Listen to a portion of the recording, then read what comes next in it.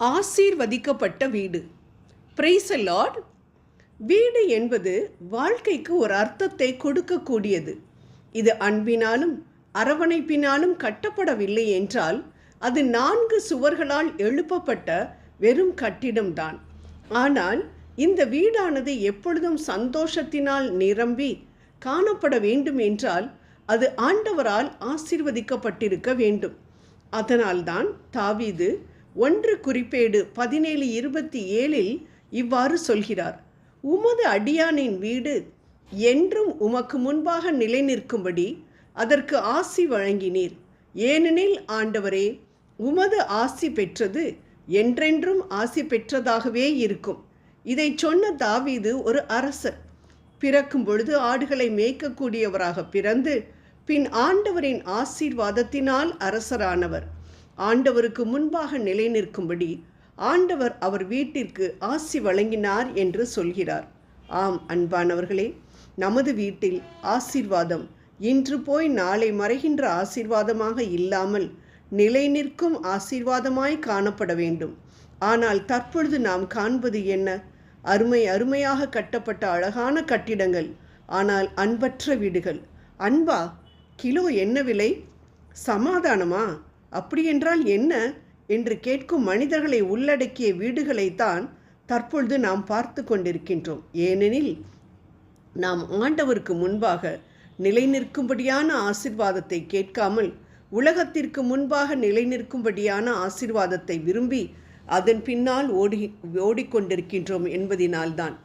4 பேருக்கு முன்பாக தலை நிமிர்ந்து நடக்கக்கூடிய அளவில் சொத்து சேர்க்க வேண்டும், பிள்ளைகள் நன்றாக படித்து நல்ல வேலையில் அமர்ந்திருக்க வேண்டும் என்பது போன்ற உலக பிரகாரமான ஆசீர்வாதங்களுக்கு பின்பாகவே ஓடிக்கொண்டிருப்பதினால்தான் ஆண்டவருக்கு முன்பாக என்றும் நிலை நிற்கும்படியான ஆசீர்வாதத்தை நாம் பெற்றுக்கொள்ள முடியவில்லை. நமது உலக பிரகாரமான சந்தோஷமும் காற்று போன பலூன் போல சிறிது காலத்திலேயே மறைந்து விடுகிறது. நேற்று வசதியாக இருந்தவர்கள் இன்று சாப்பாட்டிற்கே வழியில்லாமல் தவிப்பதை பார்க்கும் பொழுது பணம் ஒருவனுக்கு நிரந்தரமான சந்தோஷத்தை கொடுக்க முடியாது என்று அறிந்து கொள்ளலாம். ஆகவே நாம் எதையெல்லாம் சந்தோஷத்தை கொடுக்கும் என்று நினைத்து கொண்டிருக்கின்றோமோ அவையெல்லாம் தற்காலிகமானதுதான். நிரந்தரமான சந்தோஷத்தை கொடுக்க முடியாது என்பதுதான் அப்பட்டமான உண்மை. நமது வாழ்க்கையை நாம் ஆராய்ந்து பார்த்தோம் என்றால் நமது தேவைகள் உண்பதிலும் உடுத்துவதிலும் வசிப்பதிலும் தான் காணப்படுகின்றன. இவைகள் சந்திக்கப்பட வேண்டும் என்று இதன் பின்பாகவே ஓடிக்கொண்டிருக்கின்றோம்.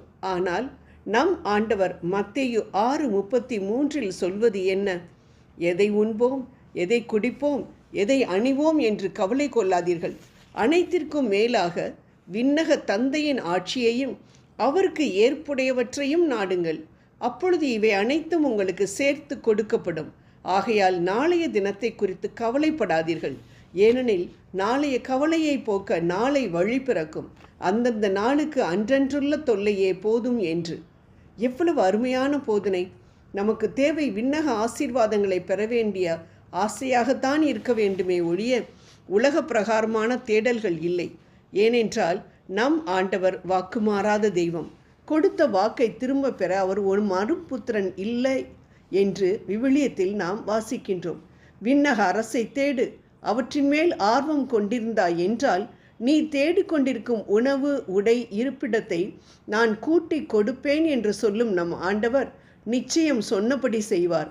அப்படியென்றால் நமக்கு தேவை விண்ணக அரசை தேட வேண்டும் என்ற ஆசைதான் என்பது இதன் மூலம் தெள்ள தெளிவாக அறிந்து கொள்ளலாம்.